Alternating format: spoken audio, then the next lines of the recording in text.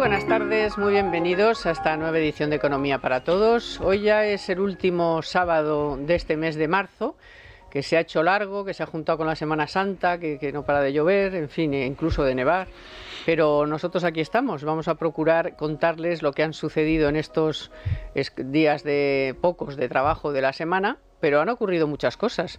Por ejemplo, hemos sabido que los precios siguen subiendo, que en marzo, que podríamos haber tenido un ahorro sustancial en la factura de la luz y el IPC no hubiera subido más de lo que ya estaba, pues no, como nos han cambiado el IVA, pues ha repercutido en los precios, obviamente.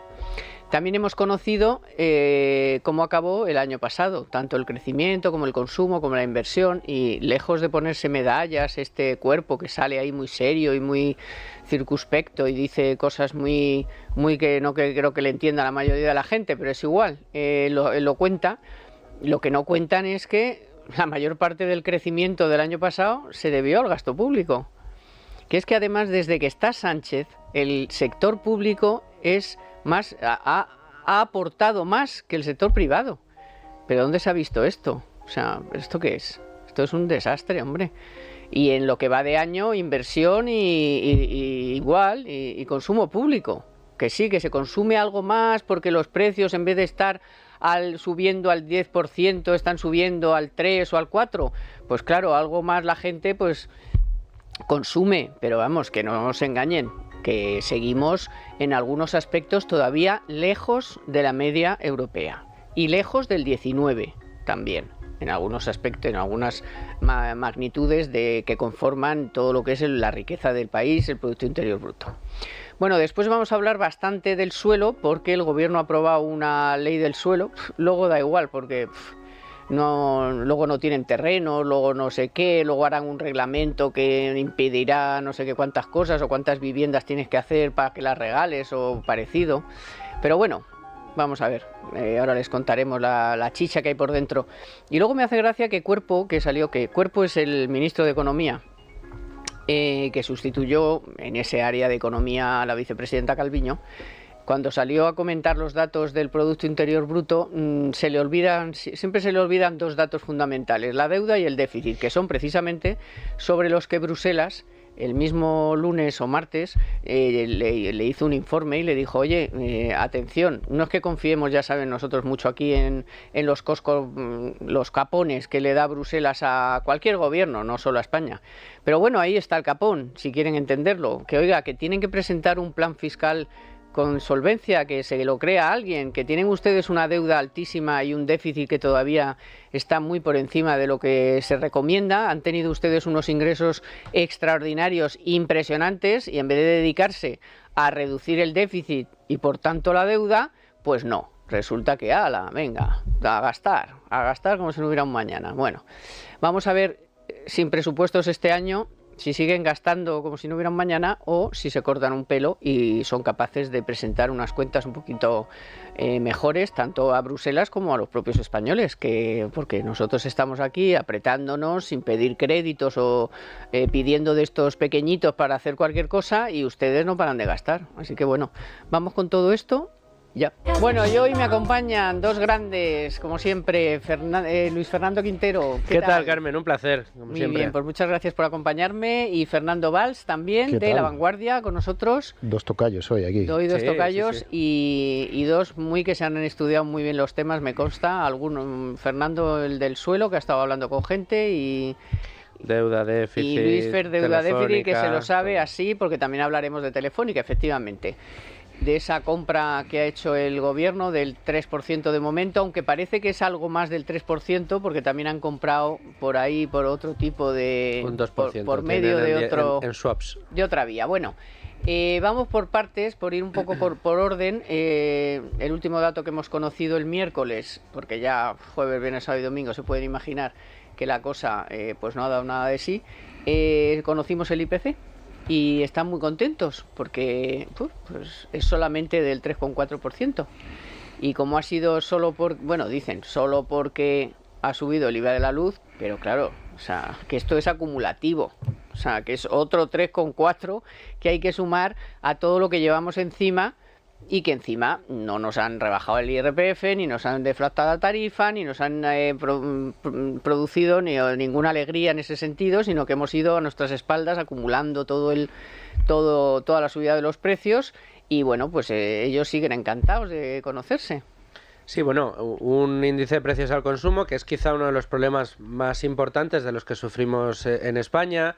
Es un empobrecedor silencioso que poquito a poquito va robando dinero, poder adquisitivo de nuestras carteras, sin que nuestros sueldos vayan subiendo en la misma dirección para tratar de equiparar esa pérdida de poder adquisitivo. La inflación continúa alta en España, que se celebre después de todo lo que hemos vivido un 3,2, un 3,4% de IPC, a mí me parece una broma por parte del Ejecutivo y más además, como lo hacen, ¿no? Dicen, no, ha repuntado ligeramente, pero ¿por qué hemos subido el IVA total de la luz? Y claro, pues claro, pasar del 5 al 21, ostras, pues mira, ahora que podíamos obtener una factura por fin después de todo el invierno y después de, ahora que llega la primavera, poder pagar una factura un poquito más homologable de luz, no podemos porque nos lo han subido al 21. Decías, Carmen, que es acumulativo y es cierto. Si hacemos el cálculo de lo que ha subido en los 2 últimos años, estamos hablando de un incremento de precios por encima del 16%. Esto, el formal, sí, el general, IPC general. La cesta de la compra ni te cuento. Si nos vamos a esos consumos más habituales, estamos en subidas de entre el 10 y el 15% anuales, las que estamos soportando solamente en el consumo diario habitual que cualquier familia en España tiene que hacer. Un IPC de los gastos generales a los que hay que sumar pues que se les ha encarecido las hipotecas, que se nos han encarecido los servicios como la luz o el gas, que se han encarecido los carburantes y que la única manera de competir que han tenido las empresas en España para seguir manteniendo un Producto Interior Bruto en positivo ha sido, además de la inflación, el hecho de que los salarios en España sigan estando muy contenidos, convirtiéndonos en la mano de obra más barata de toda la Unión Europea y registrando una de las pérdidas de poder adquisitivo más grandes de la Unión Europea. Claro, todo esto en una coctelera, sabiendo la situación que atraviesan las familias en España, tener que ver cómo el señor ministro de Economía sale diciendo que poco menos que somos la Champions League y que aquí se vive estupendamente, o sea que el que se queje en España por temas económicos es que es un agorero y un antipatriota, pues la verdad que cabrea mucho. Y luego Fernando me hizo gracia Montero, que dice, o sea, esto es porque la fórmula de que cuando los precios de la luz llegaran a tal nivel ya sí, claro, había que subir el IVA. Entonces, ha sido el maestro armero. O sea, es una decisión que ha tomado no se sabe quién por ahí. Ellos no tienen la culpa de nada. O sea, no nos tomen por idiotas. Bueno, y sobre todo es que la economía de las familias y de todas y de la nuestra sigue un poco dopada. ¿Por qué? Porque vas al supermercado y en determinados alimentos se te sigue aplicando una rebaja del IVA. No se te aplica el 21%, sino algunos está al 5% y el que estaba al 5% está al 0%. Entonces, bueno, nos siguen dando ayuda. Si fuera la cosa tan bien, esa ayuda se habría retirado. Es más, si fuera la cosa tan bien, el Banco Central Europeo estaría presumiendo de que esa subida de tipo ya la está moderando. Y a lo mejor te baja un cuarto de punto, pero no lo está haciendo. Por lo tanto, el problema sigue ahí y la incertidumbre todavía es elevada. Y luego, yo empiezo a conocer familias cada día más que van a comprar al supermercado y dicen, mira, yo es que lo primero, no puedo hacer frente a carne y pescado, que es una medida que era lógica, pero es que la pedía el PP, ¿por qué no le aplican la rebaja del IVA a la carne y el pescado? No se entiende. Es un elemento de primera necesidad. Pero me decían, mira, yo es que no puedo comprar una botella de aceite de oliva. Hombre. El aceite de oliva está a 11 euros, el litro de aceite de oliva. Entonces se van al aceite de girasol con las consecuencias que tiene eso. Que tampoco está barato, ¿eh? Bueno, pero es más asequible. Pero cuesta lo que antes te costaba una de oliva. Eso es. O sea, es que 6 euros por una de girasol. Sí. Con la consecuencia que tiene eso en la cocina y en la dieta de nuestras familias y sobre todo de las nuevas generaciones. Por lo tanto, el problema persiste, la inflación no baja, que veo algunos titulares, no, la inflación se modera, no baja. Sube menos, pero sigue subiendo y es un gran problema. La deflactación de la tarifa, bueno, pues sé que también es una medida que defiende el PP de capa de espada.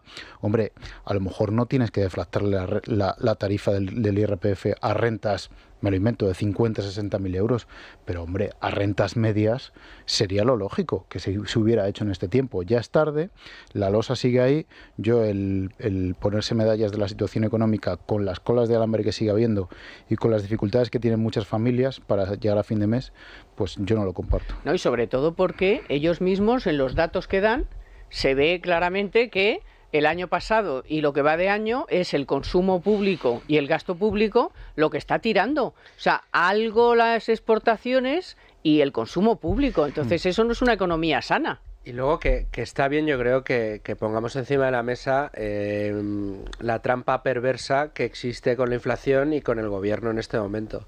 La inflación lo que permite, digamos, al único al que favorece es al que está muy endeudado. ¿Por qué? Pues porque al reducir el poder adquisitivo de la moneda, al reducir el valor de la moneda, se reduce de esa manera las deudas que se tienen. Por lo tanto, un Estado como el español, que está alcanzando las mayores cotas de endeudamiento que ha tenido en toda su historia, el hecho de que se mantenga una inflación pujante le sigue beneficiando. Es decir, es una trampa el hecho de que el Estado quiera reducir la inflación. No le interesa. Al Estado lo que le interesa es que la inflación continúe estando alta. Eso por un lado.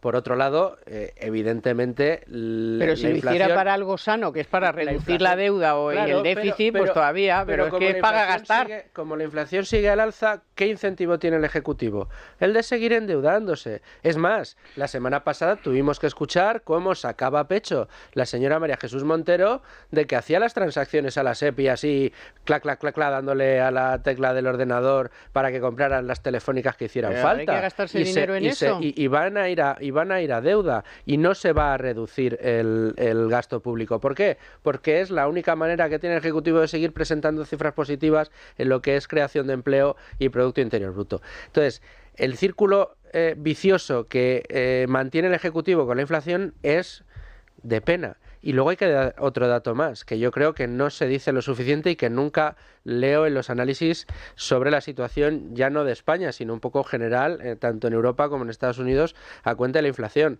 La inflación es masa monetaria, no es otra cosa, es un fenómeno monetario. Si nos fijamos en lo que ha provocado esa subida de precios, esa inflación, esa depreciación de la moneda, es un incremento de la masa monetaria gigantesco en los últimos 10 años, más de 30 trillones, me parece que es lo que tiene la masa monetaria, el agregado M2, ahora hablo de memoria, igual he dado una cifra errónea. Pero el M2, con las últimas subidas de tipos de interés, apenas se ha corregido. Es que apenas ha tenido una muesca dentro de lo que es su subida, es decir, esa masa monetaria que genera inflación sigue estando prácticamente intacta, con lo cual, por mucho que digan que van a bajar los tipos de interés para este verano, que es cuando se estima, esa bajada, si se produce, será temporal y momentánea. ¿Por qué? Porque los tipos de interés, porque la inflación va a seguir golpeando a las distintas economías. Problema que yo dejo encima de la mesa, y yo no tengo capacidad de análisis para decir qué puede pasar o qué no. Si nos fijamos en Estados Unidos y nos fijamos en los estados europeos, estamos en los momentos históricos de mayor endeudamiento. Uh-huh. Tanto en Estados Unidos, que si te miras la curva es brutal, tiene un pico hacia arriba en los últimos 10 años enorme, y en Europa, los países europeos, 3/4 de lo mismo. ¿Cómo se casa una inflación brutal, candente e incipiente en esa masa monetaria con los estados hiperendeudados, a quienes les conviene que la inflación les reduzca su deuda? Yo no sé eso cómo se va a drenar, pero el fenómeno esta coincidencia histórica es la primera vez que sucede. Los que lo dediquen a reducir deuda.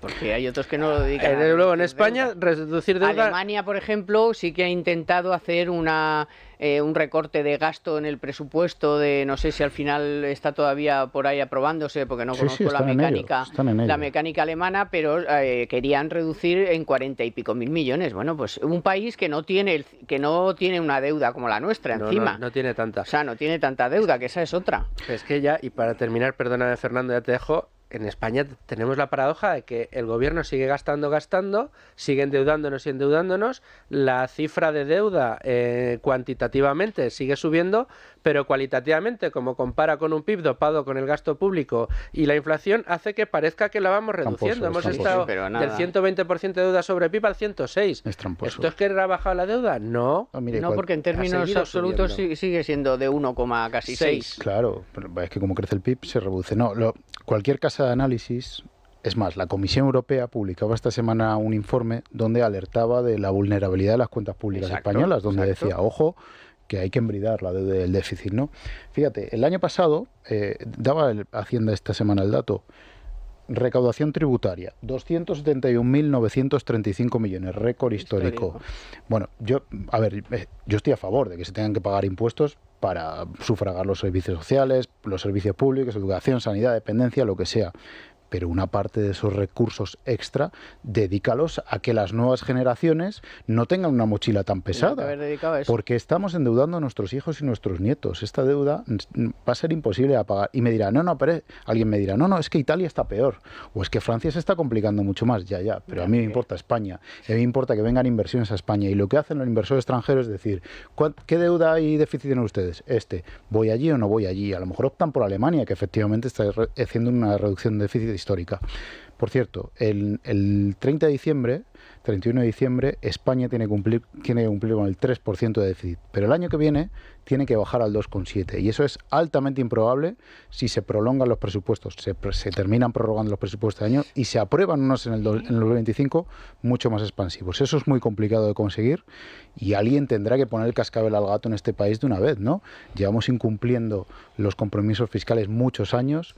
Y sí es cierto que otros países los incumplen más, pero a mí me importa España y quiero que en el extranjero seamos, garantes de rigor presupuestario, que es lo que nos está sucediendo. La inversión extranjera, un 20% de caída el año pasado. O sea, la confianza en España está en mínimos, mínimos. Y que luego no dejamos de pedir, Carmen. No, más fondos europeos. Somos los que más fondos europeos reciben. ¿Y cómo controla usted sus gastos públicos? No, yo la déficit y la deuda, eso no va conmigo.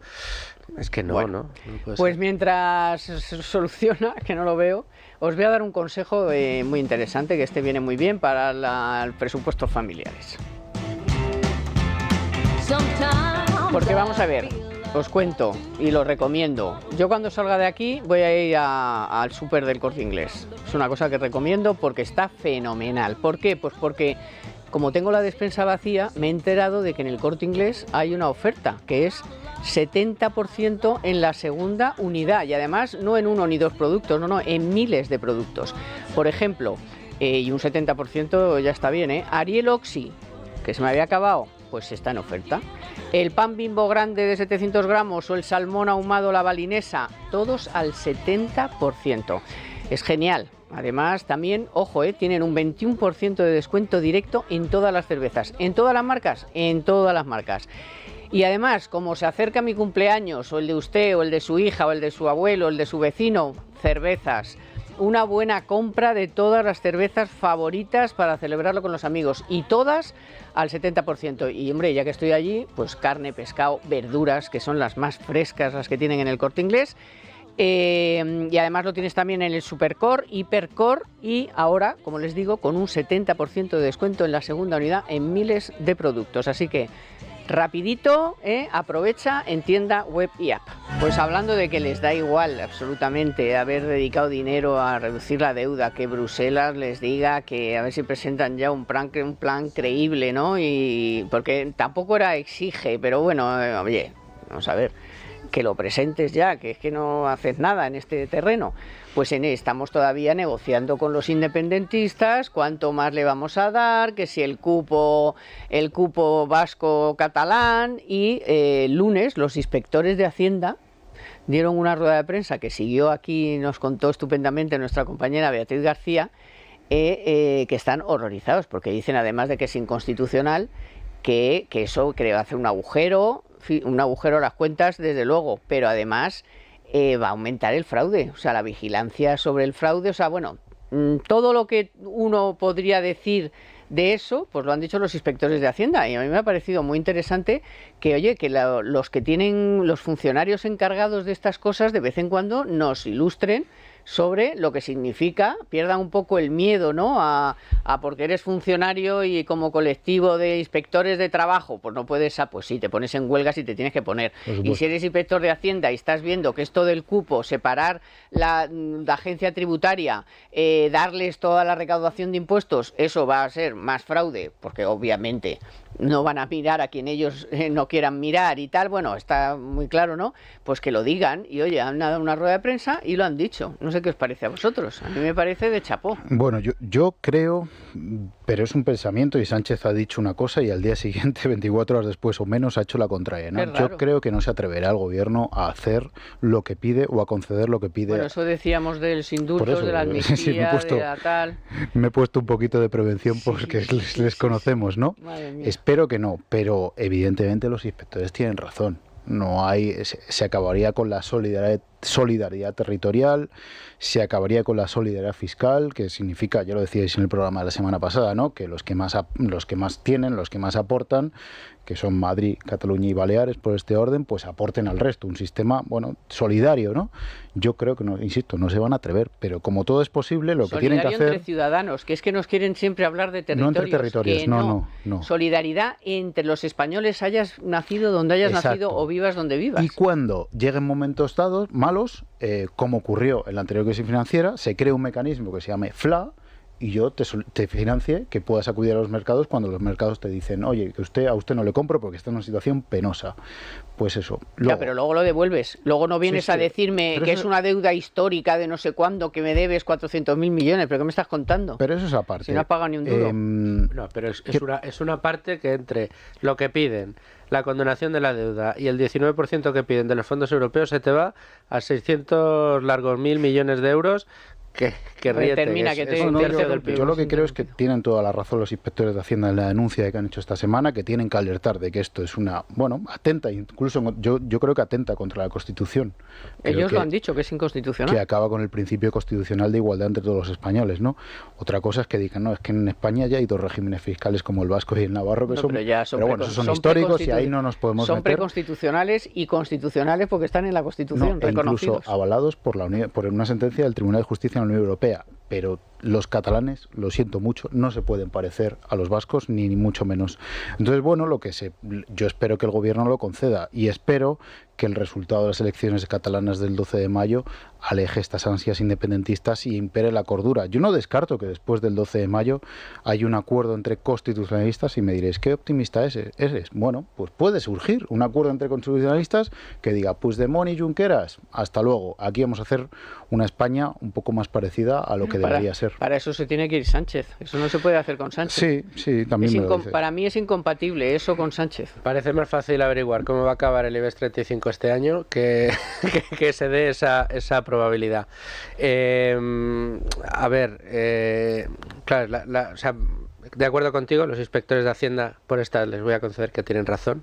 Cuando nos hagan inspecciones a cada uno de nosotros, seguro que no van a tener razón. Ahí van a degüello. Pero cuenten a Xabi Alonso, por ejemplo, ¿no? Por ejemplo. En esa rueda de prensa han dicho verdades, y verdades muy importantes. Fijaos que el caso de las pulsiones separatistas de los políticos como Puigdemont o Junqueras o el propio Pere Aragonés, a veces era difícil de explicar, ¿no? Cuando hablabas con tus amigos o con tus familiares y decían, no, es que Cataluña forma parte de la soberanía nacional.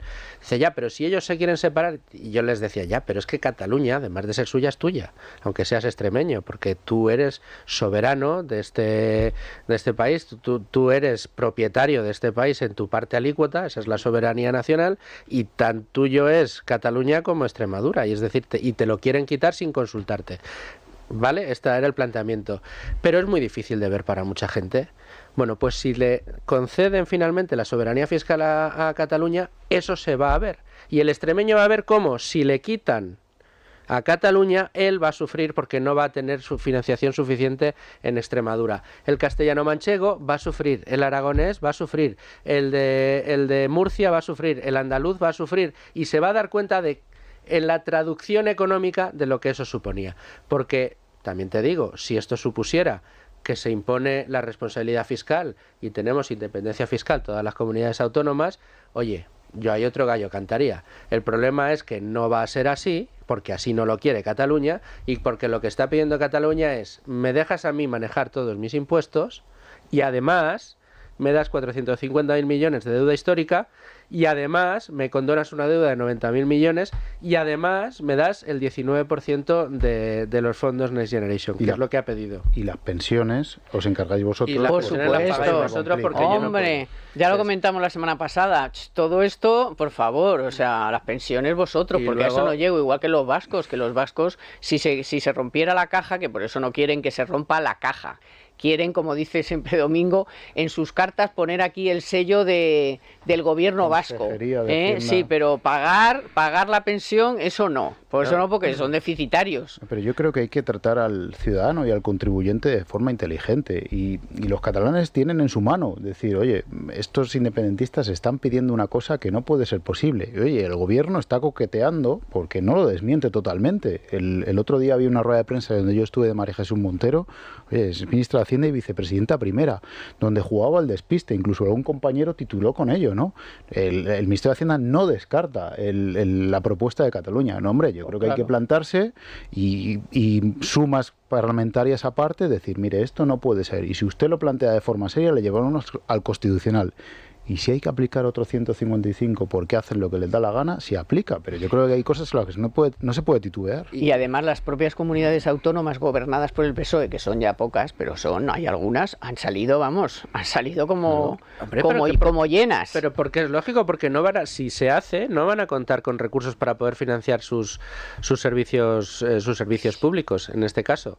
Además, a ver, yo en este tema hay otro asunto que tampoco se contempla mucho, y es que Cataluña ya es la comunidad autónoma que cobra los impuestos más altos dentro de los generales en su parte autonómica, en los que puede poner por su autonomía fiscal, los famosos impuestos autonómicos. Tiene 15 impuestos o 16 impuestos autonómicos. Es la que más impuestos tiene. Cataluña, de hecho, de facto, es la comunidad autónoma que cobra más impuestos a sus ciudadanos de toda España. Correcto. ¿Con qué resultado? Pues con un resultado que, según nefasto. los últimos rankings, yo vi un estudio hace bien poco que medía la calidad de los servicios públicos. En España, la comunidad autónoma con los peores servicios públicos en comparación con el resto de regiones europeas es Cataluña. Y entonces, si les dan la autonomía fiscal... Y además desde hace años. Pero, Luis, Pero es que ha habido que pagarle a las residencias de ancianos, a proveedores de farmacia, porque mientras estaban gastando el dinero en sus cuitas. Esa es la clave. Imaginémonos que mañana les dan la autonomía fiscal. Imaginémonos que les dan la hacienda catalana. ¿Vosotros creéis que con la deriva que está tomando Cataluña en materia impositiva y en materia legislativa, alguna empresa en sus cabales, de las que todavía mantienen su sede en Cataluña, no saldría huyendo de allí? Por supuesto. Hombre, alguna más habría una fuga de empresas supuesto. brutal. Diría, oye, pues me voy a quedar yo aquí, que me vais a freír impuestos. No, yo me voy. Se han ido ya por 4.000 y supuesto. pico, pues Pero si se es irán que- más. Y tú escuchas a los empresarios o autónomos catalanes y te dicen esto, es que esto es un infierno fiscal, porque aquí pagamos más impuestos de la media. Y es más, cuando pueden bonificarnos el impuesto sobre el patrimonio o el impuesto de sucesiones y donaciones, aquí nos lo mantienen, ¿no? Entonces, bueno, pues ¿por qué? Porque se han dedicado a cosas de las que no se tenían que dedicar y porque no han gobernado bien. Pasa lo mismo con la sequía. Oye, ese dinero que has dedicado a otras cosas, inviértelo en regenerar el agua, en hacer desaladoras, en hacer una correcta para que ahora cuando llegue la Mejor sequía embajadas. no te enfrentes a este problemón que tienen en Cataluña. Bueno, vamos con Banco Santander hoy a hablar de digitalización. Vamos a hablar de digitalización porque es algo que es cotidiano ya en nuestros días. Es la vida diaria es digital. Sin embargo, aquí se produce una brecha muy clara entre los jóvenes que ya han nacido han nacido digitales, son nativos digitales. Tú le das a un niño ahora una tablet y déjale que ya sabe lo que tiene que hacer, ¿no? Entonces, hay una brecha muy grande entre la gente más joven no digo ya solo los niños, sino la gente joven que ha nacido ya con todo el mundo digital, y los mayores. Aquí se produce una gran brecha, pues porque hoy tienes que usar los medios digitales para todo, para comunicarte con la seguridad social, si quieres con tu banco, para hacer cualquier transferencia, mandarle un bizum a tu nieto, es que lo necesitas para todo, para sacar un billete. Entonces, bueno, pues ahí sí que se nota que hay una falta de formación. Fíjense que en España los mayores, que llamamos los seniors, los mayores de 65 años, son nada menos que 9 millones de personas. Y bueno, pues muchos, no todos, pero muchos, pues se han quedado un poquito atrapados, ¿no?, en ese mundo digital. Así que la formación, que es vital en este caso, es algo que ha tenido muy claro Banco Santander, que lleva años volcando sus esfuerzos en precisamente llevar la educación financiera a este colectivo de mayores, y hace varias cosas. Por un lado, centra la educación en el manejo de la banca digital, pero también en medidas de ciberseguridad y de prevención, que es también muy importante. Los mayores pues tienen más miedo a cuando les llega un mensaje del banco, no será a si pierde las contraseñas, a todo este mundo que es un lío. Y fíjense que solo en el año pasado, solo en 2023, impartió más de un centenar de sesiones formativas en las que participaron cerca de 2.100 personas mayores. Bueno, además, otras iniciativas de Banco Santander en este sentido para los seniors, para evitar que la digitalización al final se convierta en algo que les deje fuera, ¿no?, del mundo.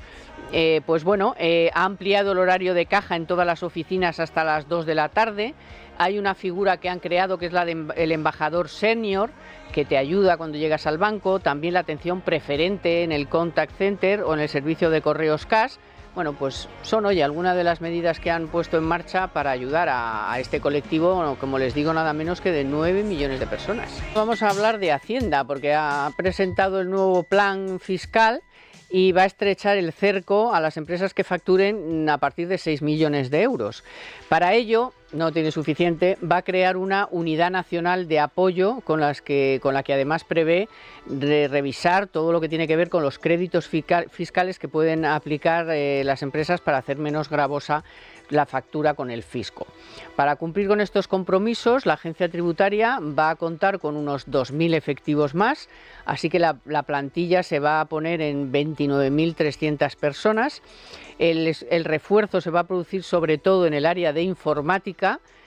Hacienda también va a reforzar las campañas para mejorar un poco la calidad de las declaraciones y el control de los nuevos impuestos medioambientales, así como va a poner el ojo en el uso de los criptoactivos y las plataformas electrónicas. Y bueno, aprovechando la noticia de Telefónica, que Telefónica pasaba por allí, pues así de sopetón, pues nos hemos enterado que no como anunciaron, que yo me pareció que era, anunciar que te vas a hacer con un porcentaje de una empresa, es hasta, yo qué sé, debía de estar hasta prohibido, ¿no? Porque lo anunciaron, lo aprobaron en el Consejo de Ministros. Es una cosa, dice, voy a entrar en una empresa, pero hombre, por favor, eso no se hace por la noche, a la CNMV, cuando el mercado está cerrado, ¿no? En fin, todas esas cosas lógicas para que no haya información privilegiada ni cosas parecidas. Aquí nada, hace ya, ¿cuántos meses hace que hablamos? Va a entrar en Telefónica, el gobierno va a entrar en Telefónica.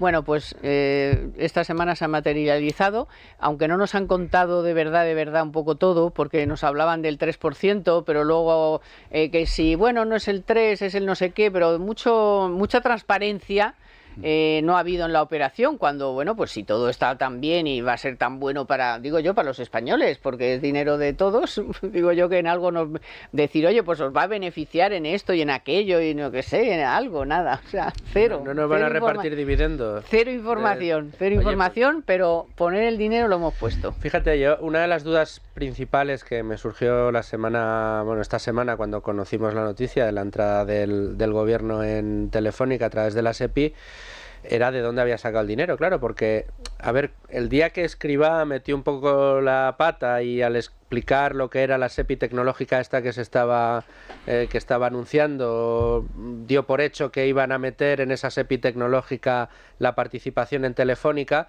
tenía cierto sentido, porque la operación en Telefónica, si querían llegar al 10%, iba a ascender alrededor de los 2.000 millones, dinero que no tenía ni por asomo la SEPI para poder acometer. De hecho, el dinero reservado para inversiones de la Sociedad Española de Participaciones Industriales de la SEPI era de 215 millones de euros. Claro, la compra de esta semana alcanzaba los 700 millones y si te ibas al 2% que tienen a través de derivados, que fue lo otro que se dijo a través de fuentes sin que se desmintiera, pues estabas por encima de los 1.000 millones. La SEPI no tiene 1.000 millones para invertir. Por eso Es más, la SEPI todo su patrimonio ronda los 2.000 millones, que es la operación total de ese 10%. Es dinero que ha salido de otro sitio y se lo han transferido a la SEPI. Claro, pero es que ha dicho María Jesús Montero que ha hecho ella las transferencias, que ella le transfirió el dinero a la SEPI para hacerlo. ¿Pero de dónde? Y que transferirá lo que haga falta. Dice que a presupuestos. Entonces él le dice, pero vamos a ver, señora Montero, que no ha aprobado usted unos presupuestos, que tiene que prorrogar los actuales. Ni ninguna ley, ni ningún reglamento, ni ningún decreto ley donde calzarlo. A deuda. No pasa nada, si la deuda se puede estirar todo lo que queramos y un poquito más, no baja, cada vez que la subimos, pues a deuda. Y resulta que la solución es que el gobierno renacionaliza una empresa que lleva 27 años siendo privada, que ha cosechado unos éxitos extraordinarios de la mano de la propiedad privada, que la excusa que se pone encima de la mesa para entrar en el capital de Telefónica, que es tratar de atar en corto a los saudíes que entraron, ¿cuándo fue? Sí, después de verano. Después del verano. No, pero ya estaban. Bueno, pero cuando ejecutan es ahora. Los saudíes... y en el IBEX así de empresas, van a entrar en todas las que hay, saudíes, cataríes... No, claro, es que la excusa... Es que eso no puede ser, porque si tienen el 12% del IBEX, bueno, pero van a entrar en el 12% pero es que además IBEX. Mantienes la acción de oro. Es que si es por querer atar en corto, le reduces la posibilidad o le dices a los saudíes un mínimo que pueden tener y ya está. Aparte que los saudíes no han dicho que vengan aquí a hacer nada, sino que tienen una posición amistosa en Telefónica. Entonces, ¿qué vas a hacer? ¿Vas a mejorar la gestión de Payete con tu posición dentro del Consejo de Administración? Vas a meter a dos amigos. ¿Vas a utilizar tu posición o vas a utilizar tu posición en Telefónica para colocar amigos, para dar contratos, para poner a Víctor Aldama ahí de mediador en no sé qué negocios, para que el que está en la puerta controlando quién entre y quién sale de Telefónica sea Coldo? ¿Para qué vas a...? Eso no será. ¿Para qué vas a dejar a Payete, supongo? Ya. Bueno, pero déjame que yo haga la pregunta. No, claro, ¿para qué has metido tus garras en Telefónica? No nos lo han dicho, por lo tanto... podemos especular. A ver, yo quizá podemos criticar, y estoy de acuerdo en la crítica, en el mecanismo, ¿no? Entrando, que el Estado vuelva a entrar en Telefónica, pero yo estoy absolutamente en contra de que un inversor árabe, y más de Arabia Saudí, competencia de España y de Europa, sea el principal accionista de Telefónica. Algo había que hacer, no sé si la acción de oro o entrando con esta forma. Esa primera crítica. Segundo lugar, transparencia, explíquenos si está en los presupuestos del 23, de dónde ha salido esa transferencia que previsiblemente no se ha ejecutado en el 23 y ahora se ejecuta en el 24, de dónde la ha quitado, hacia dónde va. Es más, dices tú, 700 millones, que es más o menos el cálculo del 3%. Si llegas al 10, van a ser 2.500 millones. Sí, se ponía casi más... Que está subiendo la acción, te va a costar más. Ahora voy a eso. Más... tú necesitas unos bancos asesores o colocadores. A mí me dicen que están actuando, y esto no lo tengo confirmado, pero bueno, lo digo porque fuentes financieras me apuntan que son Morgan Stanley y Citi, dos entidades que cobran mucho dinero, y si lo estás cobrando, por ejemplo, a los árabes, a STC, por asesorarles en la operación y por comprar ellos acciones para el futuro vendérsela. ¿De dónde está saliendo ese dinero que está pagando el gobierno a un banco colocador? No nos dan información, necesitamos transparencia. Y luego, en tercer lugar, el martes en el Consejo de Ministros avanza la ministra portavoz de que sí, que ya han llegado al 3% y la voluntad es llegar al 10% lo antes posible. ¿Qué hace en ese momento la acción? Se dispara inmediatamente. En el momento que dice esas palabras se dispara. Es decir, hay gente que hace negocio en la bolsa tras esas palabras. Por lo tanto, no avancen lo que van a hacer, ejecútenlo, porque eso, ahora mismo la compra, nos va a salir más caro. A ti, Carmen, eso a ti, es de Luisfer, y a mí. Eso es de primaria. Es de primaria de bolsa. Y como es de primaria, yo no me creo que sea inocente.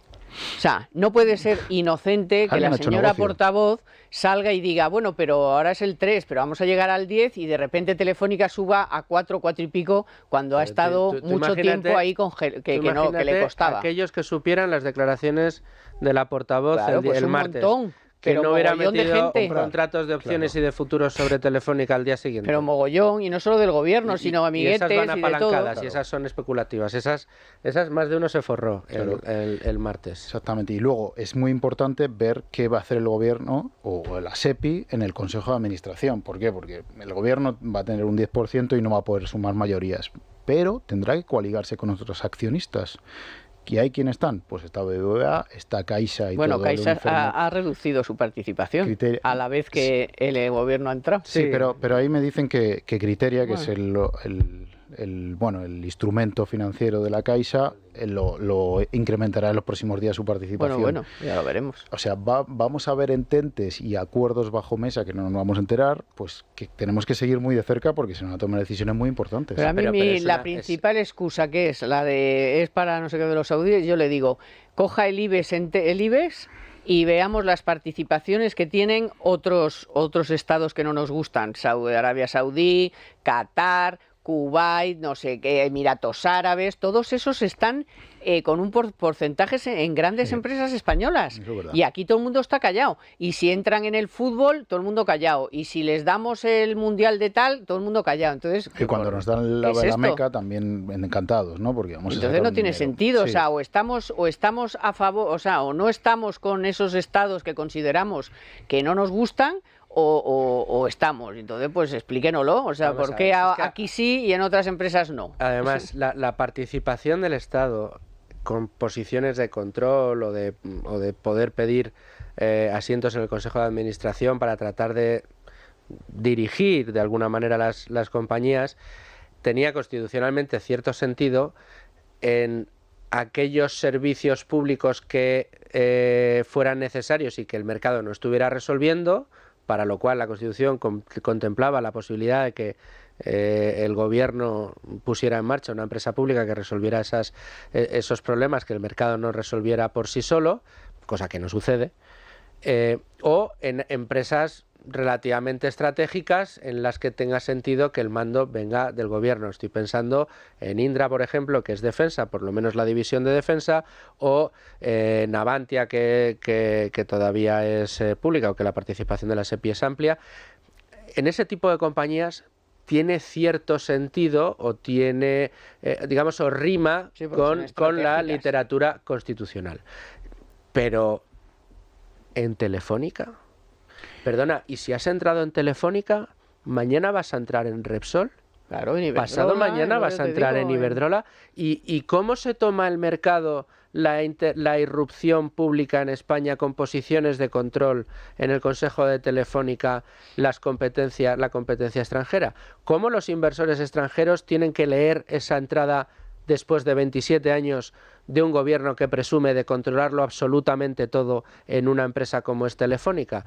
Es que, Sí. claro, estamos entrando ya, este gobierno está empezando a meter, digamos, la mano y introducir distracciones. Pues mira, se está empezando a aparecer a los finales de Zapatero, que al final acabó regalándole Endesa a los italianos en un hotel en Roma. Porque no pudo O sea, hacerse con el control. Claro, porque no de pudo la hacerse con el compañía a control, través de Gas Natura. pero al final se la acabó regalando a los italianos. ¿Pero qué es esto? O sea, tú vas a dar lecciones ahora de empresas para mantener la bandera, no sé qué, pero si no hace tanto le regalasteis Endesa a los italianos ahí escondidos en un hotel de Roma, ¿pero qué es esto? Primero se la queríais dar a Gas Natural, bueno, estábamos entre españoles, pero que ya se la regalarais a los italianos, vamos, es que... Tú sabes Aquí- perfectamente que uno de los deseos que siempre ha tenido los distintos ejecutivos socialistas era el control, como lo llamaban ellos, del espectro financiero y mediático. Bueno, pues Sí. esta entrada en el IBEX 35 apunta a esa dirección. Y otra crítica que se puede hacer, y es extensiva, diría a décadas, es que en España nadie ha apostado por una política industrial fuerte. ¿Qué empresas tenemos que son punteras? Bueno, pues apoyémosla, desde fuera, no desde dentro, apoyémosla. Ahora se habla, has citado a Indra, Luisfer. Bueno, es que Indra hasta hace un par de años era una semidesconocida para el común de los mortales. Ahora se habla mucho por el boom de la industria militar, por las guerras que tenemos y tal, pero tampoco se ha apostado. Has citado el caso de Endesa. En España también tenemos las principales empresas mediáticas en manos extranjeras. Todo italiana. Las de televisión y así tantas, el IBEX, Iberdrola, etcétera. Es decir, España no tiene una política industrial que defienda los intereses nacionales, y nos hemos dado cuenta después del COVID de que, oye, esto de la soberanía estratégica, sí, está muy bien, pero esto no se consigue en un par de días. Bueno, y tienes Repsol y tienes a una vicepresidenta metiéndole todo el día el dedo en el ojo, que ya le tuvo que decir Imaz, el consejero delegado, le dijo, oiga, ¿usted qué quiere? ¿Que nos quedemos sin industria del refino que da empleo a 29.000 personas? Pero que además... ¿O qué me está contando? O sea, encima tenemos pocas y las maltratan. Entonces... Claro, si siguiendo un poco el argumento de Fernando, dices, ¿qué tejido industrial tiene España? Sí, no, yo estoy de acuerdo contigo, nos ha hecho una gran apuesta, pero empresas como Repsol son multinacionales que tienen presencia en todo el mundo, son punteras dentro de su sector. Telefónica es otro de los ejemplos, Iberdrola es otro de los ejemplos. Inditex. ¿Y qué le has hecho? Los bancos, Santander, BBVA, presencia que multinacionales poca, en absolutamente todo el mundo. Pa. Ahora, ¿qué has hecho al sector industrial? ¿Qué le has hecho a los eléctricos y a las energéticas? ¿Les has puesto un impuesto especial? ¿Les has dicho que lo tienen que pagar porque se llaman Repsol y porque se llama Endesa y porque se llama Iberdrola y porque yo quiero que lo sigas pagando? Y a los bancos les has dicho 3/4 de lo mismo. Y además, si te alzan la voz y se quejan, les metes el dedo en el ojo. Pero es que tienes a una empresa puntera, ejemplo de éxito empresarial en el mundo entero, como es Inditex, y le metes el dedo en el ojo a Mancio Ortega. Pero es que tienes una empresa como Mercadona, que es un líder de distribución y que ha conseguido una posición de dominio en España y en Portugal envidiable, que se estudia en los casos de las escuelas de negocios, y también le has metido el dedo en el ojo. Hombre, Entonces, y le llamas de todo. Entonces, de todo menos bonito. Claro, dices, con no, es que no se 100.000 apuesta. empleados que tiene. No, es que la que al final quiere prosperar coge como Ferrovial las de Villadiego y se va a Holanda a intentar que no le metan tanto, o sea, que le levanten la bota. Por cierto, el Banco Central Europeo ha dicho estos días que si el impuesto a la banca se convierte en definitivo, en permanente, que los bancos no van a poder remunerar en condiciones, vamos, que no se lo va a permitir, remunerar depósitos, rebajar los créditos y todo eso. O sea, que es que encima...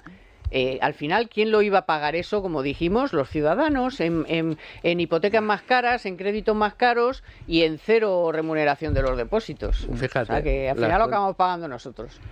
Las cuentas corrientes de media un 0,1. Ya. Vamos a hablar de la ley del suelo que aprobó el martes el Consejo de Ministros, y me contaba Fernando que tenía algunas claves, que había hablado con alguna gente del sector. ¿De qué va? ¿De qué se huele por ahí? O sea, ¿esto qué es? ¿Paja? ¿Humo? No, tiene aspectos interesantes. Esta ley quedó varada con la convocatoria anticipada de elecciones, y la principal medida que contempla es que los planes urbanísticos no se queden varados por defectos de forma menores, ¿no? Por problemas menores. ¿Eso qué puede provocar? Pues que no llegue un ayuntamiento, una asociación de vecinos o una empresa, te recurra el plan y lo deje paralizado durante años. Esto afecta mucho a Madrid, a la Comunidad de Madrid, donde estamos nosotros. Por ejemplo, la operación Chamartín, Madrid Nuevo Norte, recibirá un impulso una vez que esta ley esté en vigor. Operación Campamento, de la que hemos hablado en este programa, y llevamos hablando... este programa, y desde que era yo pequeño, empecé yo a economía. Lo mismo, te recibirá un impulso, y así en tantos territorios, ¿no? Es una ley que en el sector, yo hablé, por ejemplo, con Gómez Pintado, que es el presidente de la patronal de promotoras y constructoras, hablé con Merlin, que es una gran Socimi, ¿no? que invierte mucho en este país en vivienda, y hablé también con Anticipa Aliseda, con su presidente, que también invierte mucho en vivienda, y me dijeron que la veían con buenos ojos y que esto iba a contribuir a agitar el mercado un poco, ¿no? Y aquí lo que haría falta, y ojo a esto que voy a contar... ¿Liberaliza el suelo o no? Eso es aparte, eso ya depende de las comunidades autónomas y ayuntamientos, ¿no? Pero sí agiliza. Tiene que haber una ley que lo permita. ¿A dónde voy? Me decía Gómez Pintado. Puede ser la primera ley y única ley de la legislatura que ponga de acuerdo a PSOE y PP. Sumar ya hemos visto que se opone totalmente, pero puede salir adelante. ¿Por qué no? Con PSOE y PP, una ley de suelo que impulse y que agilice el mercado, porque es el problema con el que se encuentran los promotores y constructores. Vamos a seguir eso de cerca, ¿no? Todos los medios, yo creo que tenemos que seguirlo de cerca. Vamos a ver la reacción del PP. esta es una reacción que piden, o esta es una demanda que pedían muchos ayuntamientos, comunidades autónomas, incluida la de Madrid, porque se veía atada de pies y manos cuando un desarrollo se paralizaba por algo menor, y yo creo que es una ley que puede ayudar al mercado a crecer de una forma necesaria en este momento, porque hay una escasez de oferta de vivienda alarmante.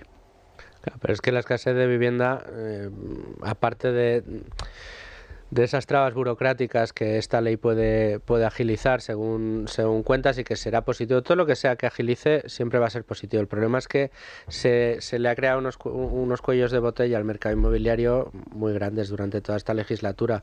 Desde poner en cuestión la propiedad de las propias viviendas, seguido de todo el control de precios en materia de alquiler, está haciendo que cada vez haya menos oferta a disposición de la gente. Entonces, esto está bien, puede ser un buen paso, pero tiene que venir acompañado de otros muchos. Yo estoy con Carmen. Yo creo que lo ideal sería la liberalización del suelo y el eliminar todo tipo de trabas al establecimiento de precios, y desde luego garantizar los derechos de propiedad sobre la vivienda. Esas tres medidas te garantizo que permitirían la creación de vivienda, pero con cabeza, porque el mercado tampoco se vuelve loco, no se va a poner a hacer casas que no se vayan a vender. Hay una cosa, el Congreso tiene unas mayorías muy extrañas, y ya hemos visto lo que ha pasado en Radio y Televisión Española esta semana, ¿no? Con una mayoría parlamentaria. Le va a costar, tremendo. El PP, con Junts y con el PNV, sería capaz de sumar mayorías para introducir enmiendas a esta ley y aprobar determinadas cosas que a lo mejor tú estás citando, y otras más que cita el sector, ¿no? Vamos a ver cómo el recorrido parlamentario que tiene esta ley. ¿Pero antes o después de las catalanas? No, si me da igual. La mayoría de investidura... Eso después de las vascas. La mayoría de investidura no es de izquierdas. No es de izquierdas. Junts no es un partido de izquierdas. Junts es un partido que defiende esto que estás contando. La propiedad de la vivienda, la propiedad privada. Junts es un partido que puede dar alguna alegría al PP en algún momento. Vamos a ver si le dan esta ley. Yo dejo esa pista ahí, porque yo creo que el PP va a buscar a Junts en algunas votaciones.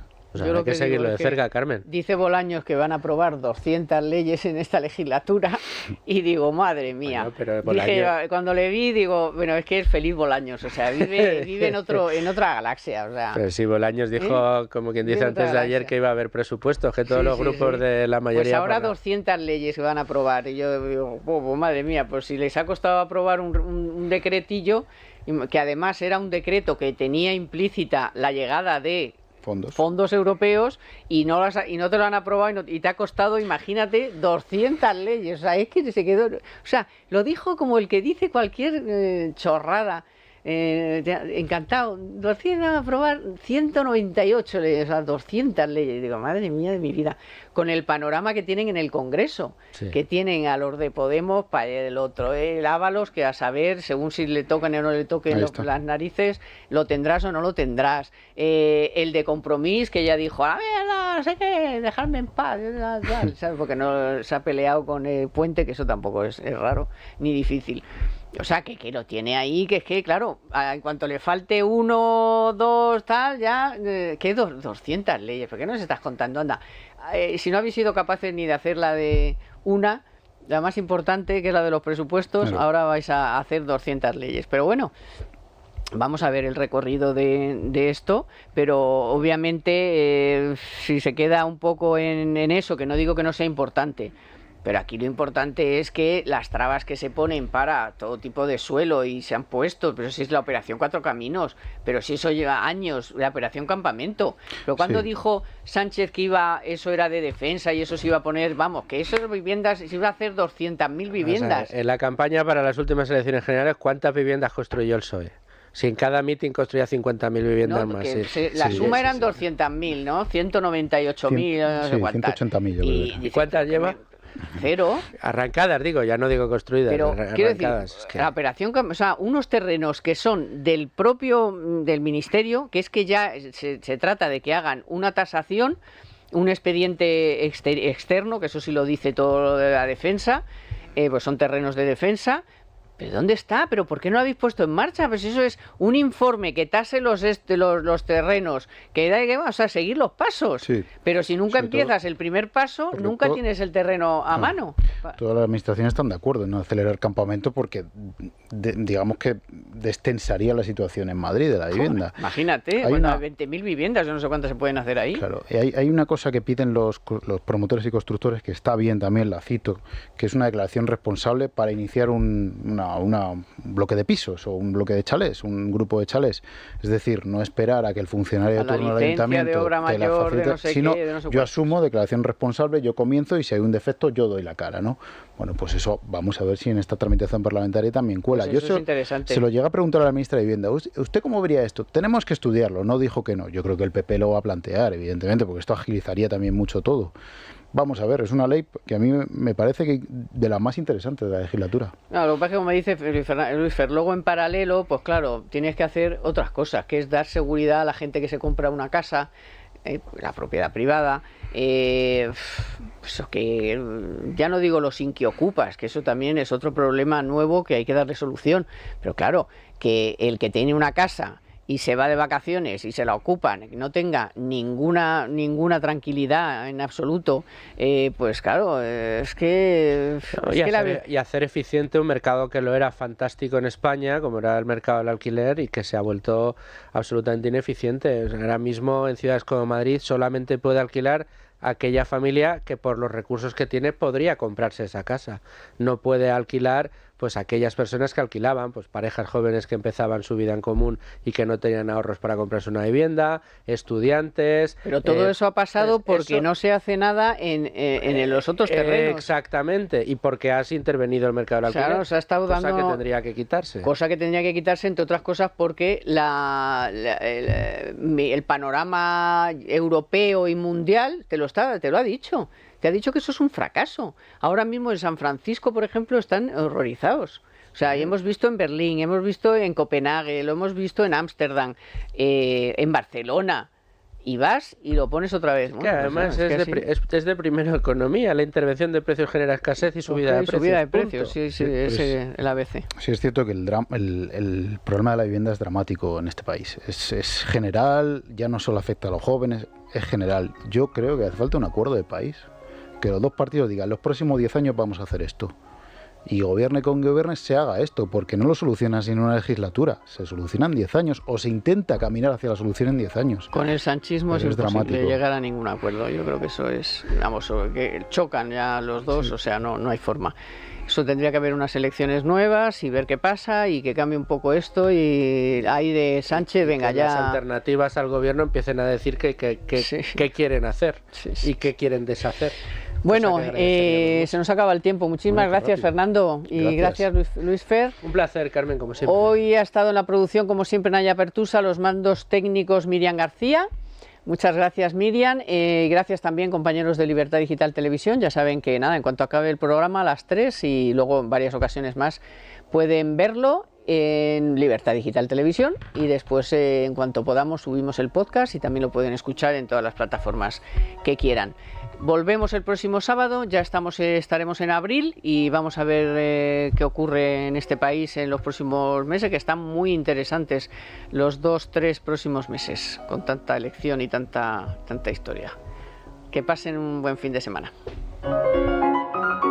Economía para todos con Carmen Tomás.